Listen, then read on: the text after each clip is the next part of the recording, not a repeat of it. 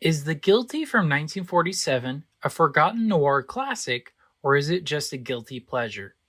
Find out today on Really Old Movies.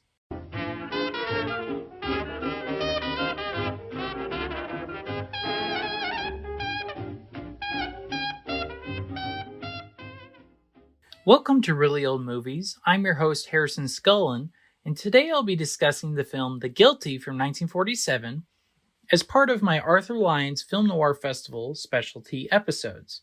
For the next few weeks, I'll be reviewing each of the 4 films I watched at this festival.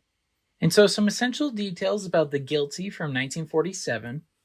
There really isn't much known about the production of the film, other than that the main producer, Jack Rather, who's an oil tycoon, he was married to Bonita Granville, who played the twins in this movie, Estelle and Linda.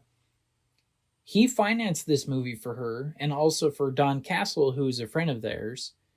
And he only started in Hollywood because he bears a very uncanny resemblance to Clark Gable, not really because of his acting abilities. But yeah, that's basically all you can learn about this movie. The basic plot: Mike, played by Don Castle, he's retelling his experience about how he and his war buddy were in love with the same identical twins. One of these twins, Linda, she ends up dead, and Mike's war buddy, Johnny, is said to have done it. We follow Mike along as he investigates and interviews witnesses and people related to Linda, while also falling in love again with Estelle, the other twin. The police are also investigating, and Johnny is finally arrested. Many months later, as we're back into the present with Mike relating the story to the bartender, he and Estelle go back to the scene of the crime, where Mike is met by the police. The officer tells him, and us, the audience, that the real murderer all along was Mike, and that he had been trying to hide his crime, not really try to investigate the crime. And the film abruptly ends right then and there. And yeah, that's the plot to The Guilty from 1947. So my thoughts, first about the plot, I gave a 4.5 out of 5. I thought it was a great idea for a plot. I love the twists and the turns. You never really know who the murderer was.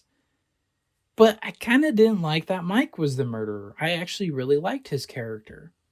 It felt very out of place and abrupt that he was the murderer, and it was just kind of like a really nice little bow you could put on top. We kind of felt cheated as an audience. It was like, oh, it was him all along. And then the film ends, like, right there. No real resolution, which pretty disappointing.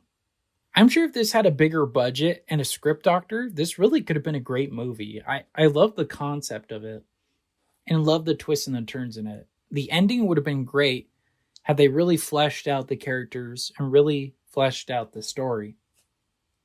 But alas, this is what we get, right? Honestly, they could remake it and make it even better. I'd be down for that. It's one of the few times I'll ever say that, right? But yeah, overall plot, 4.5 out of 5. It was really good, the idea. In regards to acting, I give it 3 out of 5. I thought it was pretty standard, pretty good. I liked Don Castle and Bonita Granville, though I did think it was really hard to tell apart Estelle and Linda. I mean, it is the same actors playing them. There was no real distinguishing characteristics between the two. So I had a hard time deciding, okay, is this Linda or is this Estelle? Now, I know Linda isn't in it very much, so that's only for a few scenes. You can't really tell them apart. So for the most part, we just see Estelle, but that's just a little minor nitpick. But other than that, I like them. I think they were the highlight of the movie. Everyone else, pretty substandard. Pretty standard. Nothing fancy, really. In regards to directing, this is directed by John Reinhardt, another B-movie director.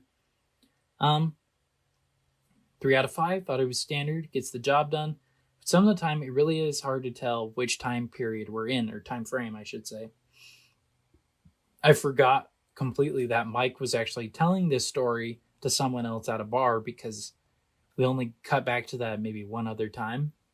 And because the budget was so little that the scene, or the costumes and the scenery and all that was exactly the same. So it was really hard to tell the differences between time periods. So I think that could have been done a little bit better. And again, it could have been the budget, pretty small budget, but yeah, it was just okay. Now, in regards to cinematography and special effects, I gave it 2 out of 5. I thought it was really bad due to the low budget. We're either in the bar or in the apartment building. That's it. There's no other real scenery changes. And honestly, they look really fake. It's hard to ignore the fact that there's cheap painting on the walls. It doesn't look real. You could tell they're all props. It's not a very well done set. It's very cheaply done.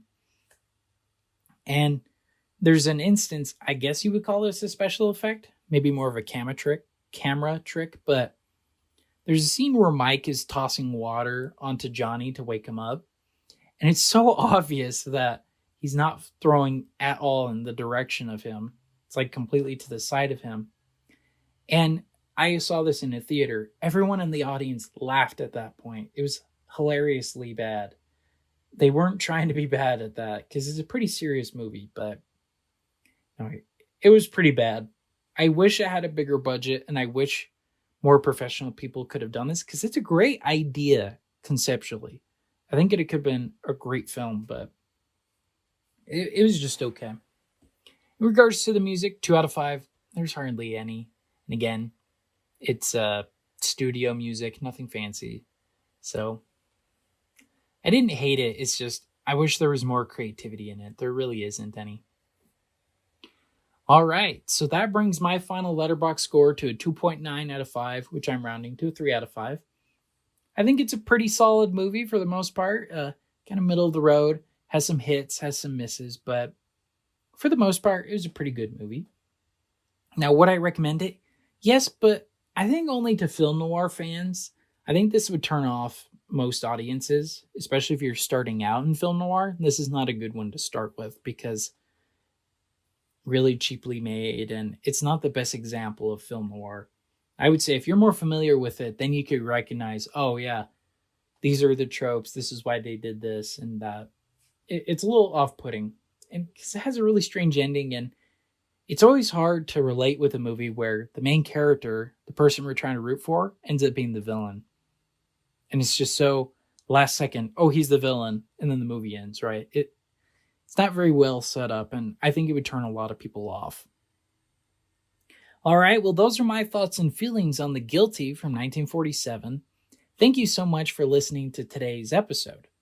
Make sure to subscribe to our Instagram and Facebook at Really Old Movies, where I discuss details about the week's particular film.